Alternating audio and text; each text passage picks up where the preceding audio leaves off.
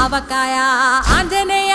కథ మొదలెట్టినాడు చూడారయ్యా శక్తినంతా కూడగట్టి చెట్టు దులిపినాడు అంజయ్య